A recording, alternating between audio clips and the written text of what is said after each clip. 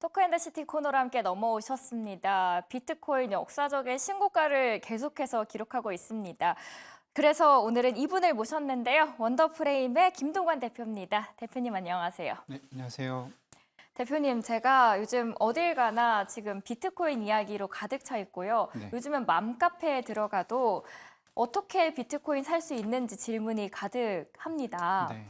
그렇다고 제가 결혼을 한 건 아니고요. 아, 네. 근데 지금 현재 비트코인 시황부터 짚어주시면 좋을 것 같아요. 어느 정도까지 올라왔나요? 지금 어제자로 살짝 떨어졌다가 네. 오늘 다시 이제 73,000달러로 다시 올라왔고요. 이게 지금 거의 최고점 수준에 와 있습니다. 그래서 원래 지난번 최고점은 2021년 때 69,000달러 정도였는데요. 그거를 지난주에 이제 갱신을 했고요. 지금은 이제 굉장히 비싼 가격이라고 보시면 될 것 같습니다. 굉장히 비싼 가격임에도 불구하고 많은 분들이 지금이라도 들어가야 되나라는 고민에 차 있거든요. 네. 이번 상승의 특이점은 일단 뭔가요? 지금 이제 저도 개인적으로 지인들한테 연락이 많이 와요. 사야 네. 되냐 말아야 되냐 그러실 물어보는 것 같아요. 네, 연락이 많이 오는데 일단 뭐 그거를 제가 사라 말아라를 얘기해 줄 수는 없고 근데 이제 설명을 해줍니다. 왜 올랐고 어떤 점이 특이하다. 그래서 이제 그거는 투자는 개인이 잘 판단을 해서 하는 것이고 아마 그 얘기를 오늘 해드릴 텐데요. 일단 이번 상승이 좀 특이한 점은 뭐냐면 그러니까 과거의 상승 2021년에 이제 고점을 찍었을 때 69,000달러까지 갔을 때는 금리가 굉장히 낮은 상황이었습니다. 코로나 이후에 거의 제로 금리까지 내리면서 엄청난 유동성이 사실 풀렸고 그 유동성이 뭐 나스닥에 있는 어떤 위험 자산으로도 가고 뭐 여기도 가고 저기도 가고 하다가 비트코인에도 와서 사실 가격을 굉장히 이제 뻥튀기를 시켰던 것이죠. 원래 코로나 직후에는 한 개에 뭐 한 4,000달러 정도였던 것 같아요. 비트코인이 69,000달러가 되면 거의 12배, 12배가 된 거니까 많이 올랐고요. 근데 지금의 특이점은 지금 아시다시피 금리가 상당히 높은 상태잖아요. 그쵸. 그리고 다들 투자자들이 좀 금리 좀 내렸으면 좋겠다 염원을 하고 있는 상태인데 비트코인 혼자서 지금 그때보다 더 가격이 높아진 상황인 거거든요. 그래서 상승의 이유가 분명히 있는 상승이고 그게 어떤 낮은 금리 때문, 그러니까 과거와 같은 상승이 아니다. 이게 가장 중요한 포인트입니다. 과거와 같은 상승이 아니라고 하면은 과거에는 등락폭도 굉장히 크기도 했고 네. 등락폭이라고 하면 하락폭도 굉장히 크기도 했고 이번에 좀 다른 점은 ETF 승인도 낮다라는 점인데 그러면 이번에는 하락폭은 좀 적고 상승은 더 많을 수 있다라고 기대를 할 수 있을까요? 뭐 결론부터 얘기하자면 이제 그런 식으로 해석이 가능한데요. 왜냐하면 이제 ETF 승인이 사실 이번 상승의 주요 원인으로 지목이 되고 있고요. 네. ETF 승인이 됐을 때 좋은 점은 뭐냐면 주식시장에서 ETF라는 형태로 거래를 할 수가 있기 때문에 기존보다 비트코인을 사고 싶었는데 이제 못 사고 있었던 기관 투자자라든지 아니면 나이가 좀 많은 베이비부머 세대라든지 이런 사람들이 이제 살 수 있게 된 것이죠. 그래서 매수 자체가 좀 늘어나는 효과가 있습니다. 있고 그것이 이제 올해 1월 10일에 이제 승인이 났고요. 실제 거래가 되기 시작한 거는 미국 시간으로 11일부터인데 이게 좀 시차가 걸려요. 그러니까 투자자들이 뭐 이 신종 자산이잖아요. 그렇죠. 예, 여기에 돈을 넣기 위해서 이제 뭐 허가도 받아야 될 것이고 내부적으로요.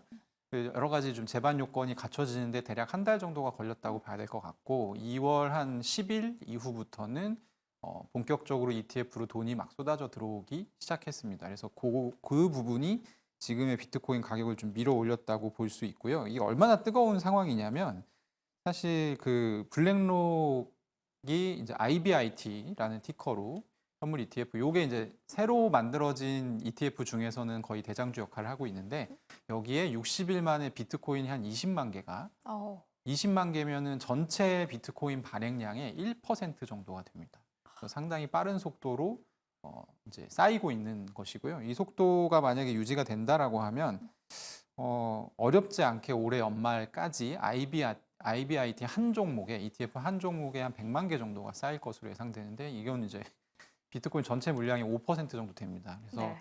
사실은 굉장히 큰 장이 섰다라고 얘기를 할 수 있을 것 같고요. 이런 부분들을 조금 이해를 하시고 투자를 할 필요가 있습니다. 지금 제가 이제 들어오시기 전에 워낙 많은 분들이 주변에서 가상화폐에 관심이 많다 보니까 미리 좀 질문을 받아놓기도 했거든요. 네. 근데 그중에서도 여러 질문 중 하나가 왜 비트코인만 유독 과거 같으면은 알트코인들이 많이 움직였다면 유독 비트코인만 정말 강한 상승세를 보여주고 있는데 왜 이번에는 비트코인만 이렇게 올라가는 거냐였습니다. 그 이유가 뭔가요? 그러니까 과거에는 비트코인 투자를 하잖아요. 그럼 비트코인 가격이 먼저 오릅니다. 네. 그러니까 지금까지 비트코인이 이제 2010년에 나왔고 대략 한 15년 정도 역사를 가지고 있는데 단 한 번의 예외 없이 상승장이 올 때는 무조건 비트코인이 먼저 올랐고요. 비트코인은 시총이 크기 때문에 뭐 파격적으로 오르긴 합니다만 어쨌든 이제 오릅니다. 그러면 사람들이 비트코인으로 이득을 본 사람들이 그걸 팔아요. 그리고 이때 이제 비트코인 손바뀜이 일어나고 이득을 본 그 돈으로 알트코인을 사는 건데 알트코인은 시총이 작기 때문에 그러니까 이 마치 이제 조그만한 구멍으로 우리가 물총 같은 걸 쏘면 엄청 세게 나가잖아요. 그것처럼 비트코인이 5% 오를 비트코인을 5% 오를 돈으로 알트코인을 사면 막 10배, 20배가 오르는 거죠. 그걸 많이들 보셨을 거예요. 근데 아까도 설명드렸다시피 이거는 ETF 위주의 장인데 돈이 어떻게 흐르냐면 ETF는 어떻게 흐르냐면요. 그러니까 미국 사람들이 가지고 있는 통장에서 ETF로 이제 돈을 넣어요. 나 ETF 사겠다. 그럼 이 돈을 받고 ETF에서 비트코인을 삽니다. 그리고 그걸 이제 커스터디라는 일종의 창고에다가 집어넣고 그리고 나서 이제 ETF를 발행해서 주게 돼요. 그러니까 아주 거칠게 얘기하면 이렇게 되는데, 그러니까 ETF로 들어온 돈이 알트코인으로 흐를 수 있는 통로가 없습니다. 그러다 보니까 비트코인 가격이 굉장히 많이 올랐음에도 불구하고 지금 비트코인 가격은 전고점을 이미 깼는데 그러니까요. 네, 다른 알트코인들은 대부분 전고점을 못 깼거든요. 이런 현상들이 나타나는 것이죠.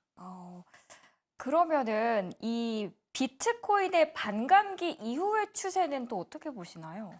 비트코인 이제 반감기라는 게 어떤 거냐면 가령 이런 거예요. 이제 앵커님한테 월급을 주잖아요. 회사에서. 어느 날 그거를 회사에서 절반만 줄게. 이게 반감기입니다. 그러면은 당황하겠죠. 그렇죠. 그리고 뭔가 자구책을 마련하겠죠. 그리고 이제 뭐 아르바이트를 하든지 뭘 하든지 해서 살아남았어요. 그러면 앵커님의 가치가 어떻게 돼요? 더 올라가죠. 더 올라가겠죠. 저 사람 생존력이 있는 사람이구나. 그래서 보통은 반감기 전후로 왜 가격이 오르냐면 처음에는 내려가요. 이 비트코인이 망할지 어떻게 될지를 모르기 때문에. 그러니까 보통 이 비트코인 네트워크를 유지하기 위해서는 채굴이라는 행위가 필요한데 이 채굴 보상이 절반으로 줄어드는 기점이 반감기거든요. 네. 그래서 요 이제 줄어들 때쯤에는 어떻게 될지 모르니까 불확실하니까 가격이 좀 내려갑니다만 잘 돌아간다. 그러면 이제 다시 비트코인 가치 인정받아서 다시 올라가는 것이죠. 더 많이. 반감기가 항상 그런 패턴이었는데 이번 같은 경우는 여기에 또 ETF가 껴 있습니다. 네. 그러다 보니까 지금 이 나스닥에서 채굴을 하는 채굴 전문 그 기업들이 있거든요. 나스닥에 상장된 그 기업들의 한 상위 5군데 정도의 2대 주주가 블랙록이에요. 그러니까 이제 블랙록은 ETF를 들어오기 전에 비트코인의 기본이라고 할 수 있는 채굴 산업에도 다 이제 손을 뻗쳐 놓은 것이죠. 그래서 이렇게 되면 뭐 채굴 걱정 없겠네. 채굴 보상이 줄어든다 해도 블랙록이 밀어준다. 뭐 이런 느낌이 있는 것이죠. 그래서 제가 생각할 때 그걸 이제 이쪽 용어로 DB라고 하는데 이렇게 푹 파진다는 가격이 내려가는 이 구간이 이번 상승에서는 안 나올 가능성이 있습니다. 그러면 그냥 쭉 올라가게 될 가능성이 있습니다. 한편으로는 이제 너무 올라가다 보니까 그리고 반감기 전까지는 조정이 있고 이때를 노려서 들어가야겠다. 그리고 나서 반감기 이후는 통상 계속 올라갔으니까 이 전략을 좀 생각하셨던 분들도 있으셨을 텐데 네. 그러면 지금이라도 들어가는 전략이 필요할 수도 있겠네요. 근데 그런 분들이 많이 물어보세요. 언제 꺾이냐? 난 그때 저도 들어가야겠다. 그런 전략을 좀 고수를 하고 있다가 네. 최근에 너무 상승을 하길래 네. 안 되겠다. 그래서 사셨군요. 네. 그래서 이제 원래 반감기는 그렇게 접근하는 게 맞았는데요. 이건 저의 이제 추측입니다. 이번에는 DB 없을 수 있겠다. 특이한 조건이기 때문에 없을 수 있겠다는 생각을 하고 있는 것이고 대신에 뭐가 있냐면 너무 계속 일변도로 올라왔잖아요. 그러다 보니까 이 비트코인 기반 파생 상품, 그러니까 선물이나 옵션 같은 거에서 롱을 거는 비율이 굉장히 비약적으로 높아졌어요. 또 파생을 하는 트레이더들은 여기서 이 청산을 시켜야지 이득을 보지 않습니까? 그렇죠. 그래서 이제 이해할 수 없는 타이밍에 갑자기 굉장히 큰 하락 빔이 몇 개가 이렇게 꽂히는 경우가 있어요. 근데 그럴 때 사야겠다라고 분위기가 형성되고 있습니다. 지금 투자자 하는 코인 투자자들 사이에서는. 네. 그렇다면은 지금 미친 듯이 계속해서 올라가고 있습니다. 그러면은 이제 꿈의 1억을 뚫고 비트코인 다음은 2억까지도 올라갈 수 있을까요? 이 2억 얘기가 나오는 이유가 뭐냐면요. 네. 그 사실 이제 2억은 달러로 환산을 하게 되면 비트코인 1억은 한 7만 달러보다 좀 많거든요. 7만 1,000달러 정도 아마 될 텐데 2억은 한 14만 달러 정도 돼요. 근데 비트코인 ETF, 현물 ETF가 승인되기 전에 여러 이제 리서치에서 이거 승인되면 효과가 어떻게 될 거냐라고 이제 예상을 했던 것 중에 뭐 어떤 내용이 있냐면 가격이 뭐 3년에서 5년 사이에 12만 달러에서 14만 달러까지 갈 것 같다. 요게 이제 가장 많이 겹치는 구간이에요, 사실은. 그래서 제가 생각할 때 2억이라는 숫자가 나오는 이유는 아마도 그 14만 달러 즈음이 요때쯤이라서 그냥 상징적인 숫자로 2억이 나오는 것 같고요. 그 사실 지금 이제 지금보다 2배가 오른다는 건데 이거를 장담할 수 있는 사람은 아무도 없을 것 같고 근데 다만 지금 환경 자체가 굉장히 바뀌었다. 그리고 일시적으로는 저는 그런 상승도 가능할 수 있다라고 생각을 합니다. 일시적으로는 이런 상승도 가능할 수 있다. 모두가 이렇게 긍정적으로 이야기를 할 때는 때론 불안한 마음도 같이 들기 마련입니다. 비트코인 앞으로 주목해야 될 변수들도 있을 것 같은데요. 어떤 것들이 있을까요? 일단은 이제 반감기가 4월 19일 정도로 아마 예상이 돼 있고요. 그래서 전후로 비트코인 가격이 이제 이 내러티브라고 해서 이미 반감기 직전과 직후에는 한번 하락이 있을 수 있다라는 것과 사람들 머릿속에 다 들어가 있는 상태이기 때문에 또 이런 심리적인 부분들이 가격에 좀 미치는 영향이 있을 수 있고요. 또 하나는 5월 23일이 이제 이더리움 현물 ETF가 이제 되는지 안 되는지가 결정될 것으로 지금 예측을 하고 있는 날짜입니다. 이때 만약에 이더리움 현물 ETF가 통과가 된다라고 하면 이제 비트코인 ETF 통과돼서 가격이 이렇게 오른 거 사람들이 다 봤잖아요. 그러니까 비트코인 가격은 좀 내려가고 대신에 그 돈이 이더리움 ETF 쪽으로 이동하게 될 가능성이 있습니다. 그런데 물론 비트코인 ETF 승인 때는 승인될 가능성이 많다라는 측면이 있었는데요. 네. 이더리움에 있어서는 반반인 것 같습니다. 안 될 수도 있다라는 측면도 있는 것 같아서 네. 이런 상황에서는 어떻게 판단을 해봐야 될까요? 일단은 되게 좋은 질문인데요. 왜냐하면 그 비트코인 현물 ETF가 기대감이 계속 고조될 수 있었던 이유가 블룸버그라고 하는 이제 되게 유명한 매체에 ETF 전문 애널리스트 2명이서 그냥 거의 한 반년 가까이를 계속 이 얘기를 해줬어요. 뭐 이거 좋고 저거는 또 좀 어떻고 이런 얘기를 계속 해줬고 기대감이 계속 유지가 됐거든요. 근데 이 사람들이 공식 그 블룸버그 리서치에다가 적었던 예상 통과 그 확률이 90%였습니다. 굉장히 높았고 그것 때문에 기대감이 굉장히 높게 유지가 됐었습니다. 근데 이 두 사람이 이더리움 ETF에 대해서는 뭐라고 했냐면 1월 초에는 70% 정도 예상을 했다가 최근에 이제 공식적으로 자기 SNS를 통해서 30% 정도로 낮췄어요. 너무 많이 낮아진 거 아닙니까? 낮춰졌는데 이유가 있습니다. 왜냐하면 비트코인 ETF 같은 경우는 그러니까 작년 4분기, 그러니까 10월, 11월, 12월에 계속 SEC, 그 미 증권거래위원회하고 ETF 발행사들이 커뮤니케이션이 굉장히 많았어요. 그래서 이건 어떻게 해? 저건 이렇게 해? 뭐 약간 이런 식으로 SEC에서 계속 요구를 했고 거기에 대해서 맞춰서 신청서를 수정하고 이 연속적인 과정이었는데 지금 60일 정도 남았거든요. 네. 이더리움 ETF 관련해서는 그런 행위가 거의 없어요. 그래서 이거는 안 된다고 봐야 되는 약간 신호에 가깝다라고 해석을 하고 있고 요게 만약에 한 달이 지나는 시점 그러니까 이제 5월 23일이니까 4월 한 중순까지도 이런 상태가 유지된다라고 하면 그때는 뭐 시장에서 전혀 기대 안 할 것 같습니다. 그럼 저는 이 이야기를 듣는 순간 좀 걱정이 되는 게요.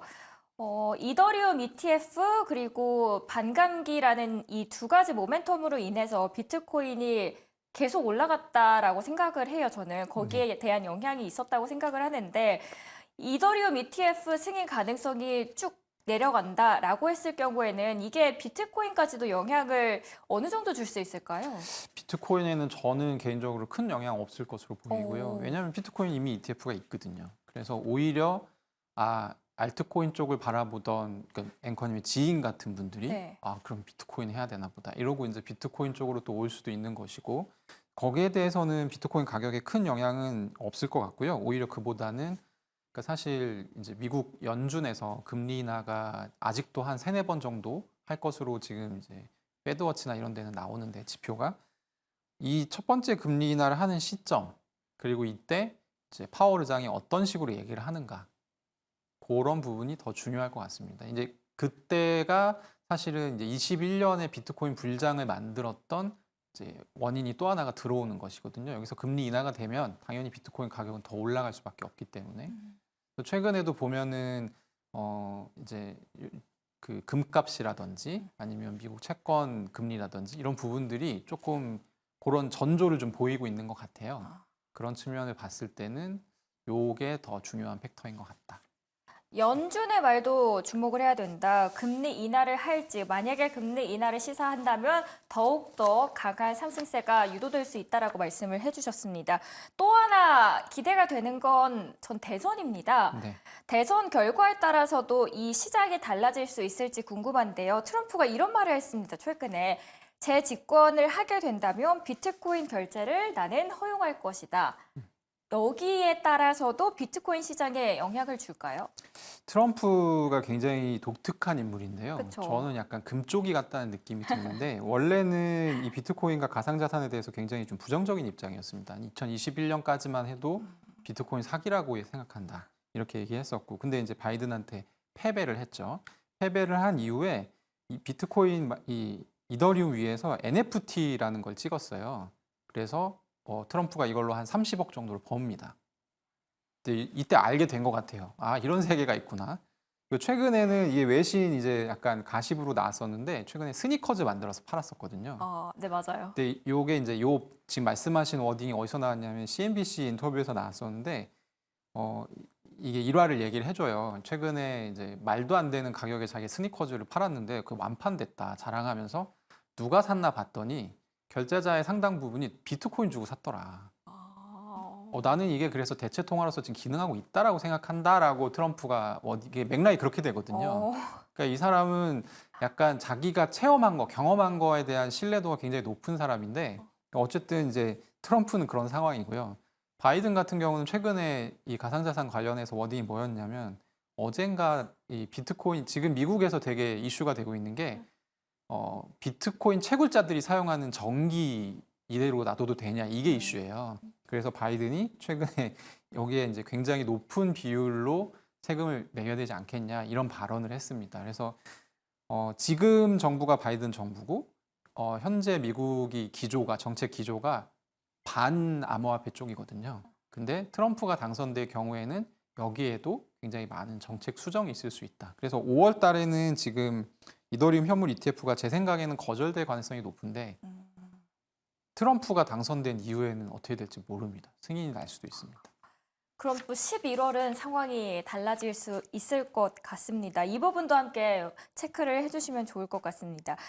저희가 계속 비트코인 이야기를 했는데요. 알트코인도 많은 분들이 관심을 갖고 계시거든요.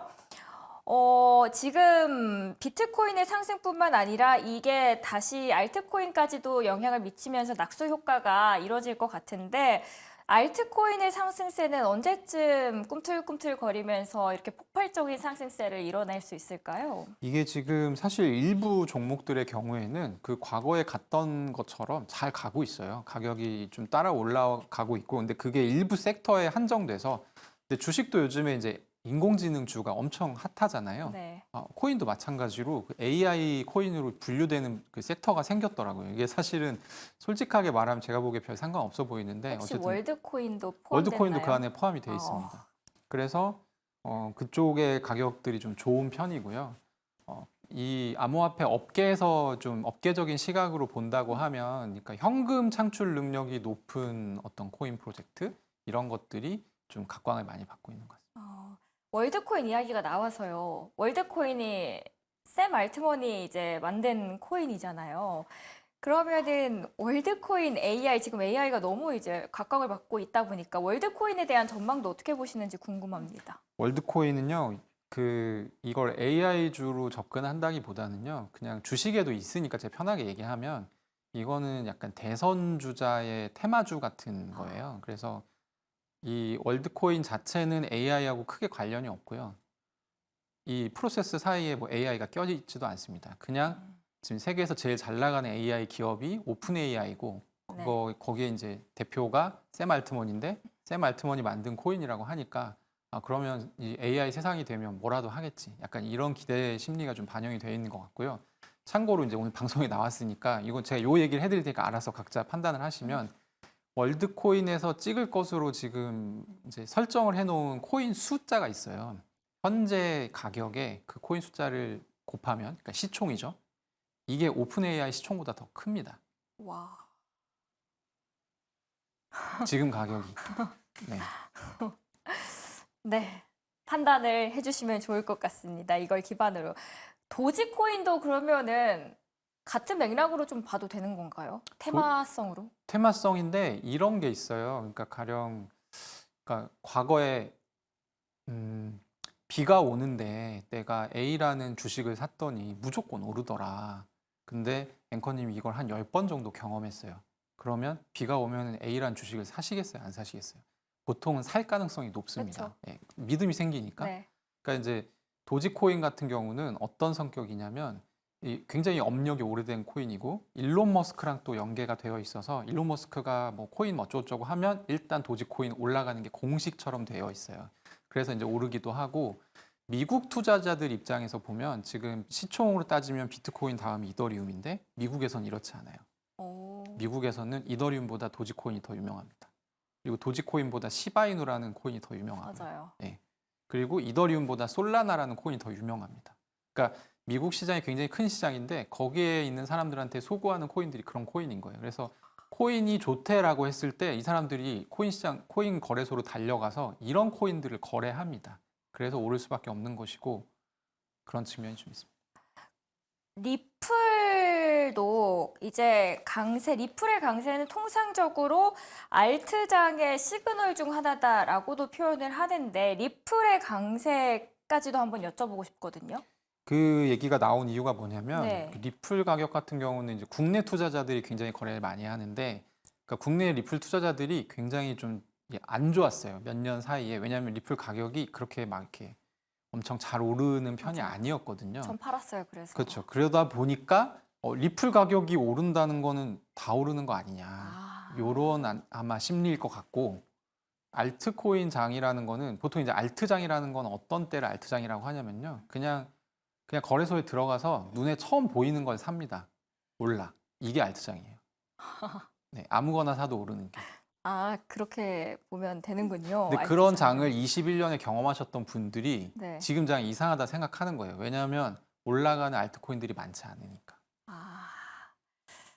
지금 이 시점에서 저희가 뭐 이 비트코인과 이더리움 이야기를 했는데 그리고 알트코인까지 비트코인을 이 시점에서도 올라타도 된다라고 보시나요? 저는 저도 투자를 하니까요. 네. 저는 만약에 저보고 살 거냐 물어보면 지금은 사도 되는 구간입니다. 저한테는. 근데 사실 이 방송에 제가 거의 한 달에 한 번 정도 나오는 것 같은데, 맞아요. 35,000달러일 때 제가 사라는 얘기를 했었어요. 여기서 공식적으로. 근데 그때는 어딜 가나 사라는 얘기를 하고 다녔습니다. 근데 지금은 조금 그런 얘기 하지 않고요, 더 이상은. 왜냐하면 요즘에는 변동성이 이제 점점 심해지는 구간으로 비트코인 가격이 들어가고 있기 때문에 운 좋게 약간 저점에 매집을 한다 하셔도 그걸 버티지를 못하더라고요. 실제로 35,000달러에 사라고 했던 지인들이 대부분 한 30% 정도 이익을 보고 파셨어요. 많이 올랐네 이러고 파셨단 말이에요.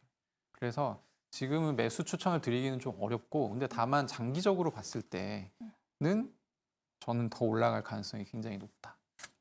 이게 고민이 되거든요. 그러니까 지금 보면은 반감기라는 게 있고 4년에 한 번씩 오잖아요. 네. 그래서 소위 이렇게 이야기를 해요. 와, 이번에 안 되면은 뭐 4년 더 기다리면 되지. 이렇게 이야기를 하시는 분들도 계시더라고요. 그러니까 이걸 단기적인 관점에서 바라봐야 될지 지금 시점에서 들어간다라고 하면은 아니면 좀 장기적으로 투자하는 관점에서 바라봐야 될지요. 이거는 정말 저는 이게 투자자의 업계에서 성향인가요? 아니요, 업계에서 되게 많이 회자되는 아, 화두예요, 그런가요? 이게. 그래서 어떤 얘기가 있냐면, 네. 그러니까 사실 지금 블랙록이 들어왔잖아요. 이 블랙록은 월가의 대표적인 금융사란 말이에요. 그러면 블랙록이 들어왔으면 사실 나중에 국민은행도 들어오고 뭐 신한은행도 들어오고 다 들어올 거라고 봐야 돼요. 그러면 무슨 일이 벌어지냐면 굉장히 그 에셋 자산의 어떤 가격 변동성 자체가 플랫해질 가능성이 높습니다. 아, 그래서 사실 저희 업계에서는 지금 어떤 얘기가 오가고 있냐면 다음 장은 없다. 없을 수 있다. 그런 얘기도 사실은 있습니다. 다음 장이 없다라는 거는 그러니까 지금의 상승세가 이제 마지막 올라탈 수 있는 기회다라는 건가요? 만약에 뭐 이건 가정입니다만 네. 비트코인이 지금 어떤 누구죠? 그 캐시우드가 얘기하는 것처럼 100만 달러가 된다. 네. 그 뭐 가능성이 희박한 얘기지만 네. 뭐 한 내년 후반, 내후년 그때쯤에 이제 100만 달러가 된다라고 하면 그거보다 더 올라가긴 쉽지 않을 거거든요. 어, 그리고 뭐 이제 약간 금값처럼 거기서 변동이 있겠죠. 음. 그런 식으로 이제 작용을 할 수 있죠. 우리 한국 시장의 이제 코인 시장을 보면은 김치 프리미엄이라고 하잖아요. 이 국산 비트코인 뭐 김치 프리미엄 이게 어떤 이유 때문에 이렇게 표현을 하는 건가요? 김치 프리미엄은 약간 그 자조적인 느낌이 섞여 있는데요. 왜냐하면 이게 처음에는 2017년 이럴 때는 김치 프리미엄이 한국의 비트코인 가격이 글로벌 가격 대비해서 50%보다 더 많이 올라가고 그랬거든요. 그래서 그러니까 바보들이라는 표현으로 쓰였어요. 글로벌에서는 그 가격에 사지 않는데 한국 사람들 바보라서 그 가격에라도 산다. 또 어떻게 달리 보면 굉장히 열정적인 어떤 투자자들이다. 이런 표현으로도 쓰였는데 많은 분들이 이거 왜 생기는지 궁금해하세요. 근데 생길 수밖에 없는 구조예요. 왜냐하면 왜죠? 김치 프리미엄이 없어지려면 어떻게 되냐면 한국에서 거래하는 거래가 그러니까 아무나 들어와서 거래할 수 있어야 돼요. 그러니까 김치 프리미엄이라는 거는 글로벌 가격과 국내 가격의 격차를 말하거든요. 그래서 시장이 갇혀 있기 때문에 생기는 건데 그래서 이제 지금 한국 암호화폐 거래소들은 외국인들은 원칙적으로 거래를 할 수가 없습니다. 계좌 자체를 못 트게 돼 있어요. 그래서 다 한국인들이 원화로 거래를 하게 돼 있고, 그러니까 가령 김치 프리미엄이 지금 한 8% 정도 되거든요. 이게 되게 높은 거예요. 네. 8%는. 근데 8%니까 가령 내가 외국 투자자면 업비트에 내가 만약에 계좌가 있어요. 그러면 달러로 비트코인을 사서 업비트로 보낸 다음에 팔면 8%를 그냥 무위험으로 차익 거래할 수 있잖아요. 네. 그리고 다시 이 돈을 챙겨서 해외로 나갈 수만 있다면. 그럼 누구나 다 이렇게 할 텐데 8%라는 프리미엄 자체가 유지될 수가 없죠. 그렇게 하게 되면. 근데 외국인 투자자들이 들어와서 거래를 못하게 하는 환경이기 때문에 김치 프리미엄이 형성되어 있는 거고 이거는 뭐 좋다 나쁘다의 측면이 아니라 당국에서 또 이제 이걸 못하게 하는 이유가 있어요. 그러니까 국부 유출이나 외화 유출이나 이런 또 우려점이 있는 것이죠. 그래서 그런 부분들은 이제 한국의 좀 독특한 질문이 들어왔는데 왜 한국이 더 비싼가요? 그러시네요. 한국에 비트코인이 없어요. 아, 그러니까 엄밀히 말하면 이건 저의 가설인데 국내에서 비트코인 채굴하는 사람들이 별로 없어서 그런 것 같아요. 국내에 채굴자가 별로 없어서. 그러니까 국내에서 거래를 하려면 네. 누군가 살려고 할 때 팔아주는 사람이 많으면 네. 프리미엄이 생길 이유가 없어요. 근데 살려는 사람은 많고 팔려는 사람은 적으니까 프리미엄이 형성되고 유지되는 것이죠. 마지막 질문 하나 드리겠습니다. 시청자분께서 저희가 비트코인 반감기 이야기를 드렸는데 알트코인에도 반감기가 있는지 궁금하시다고 합니다. 반감기라고 하는 것은 이제 그 채굴 보상을 절반으로 줄이는 그런 이제 이벤트고요. 그게 어떤 코인이든 간에 그 코인에 애초에 만들 때 그렇게 설정을 해놨다면 반감기가 있을 수 있습니다. 근데 이제 모든 코인에 다 있는 것은 아니고요. 그거는 이제 어떤 코인이냐에 따라서 달려 있겠죠. 네. 마지막 질문까지 꼼꼼하게 도와주셨습니다. 네, 오늘 정말 많은 질문에 대답을 해주신 대표님 이만 보내드리도록 하겠습니다. 늦은 시간까지 수고하셨습니다. 네, 고맙습니다.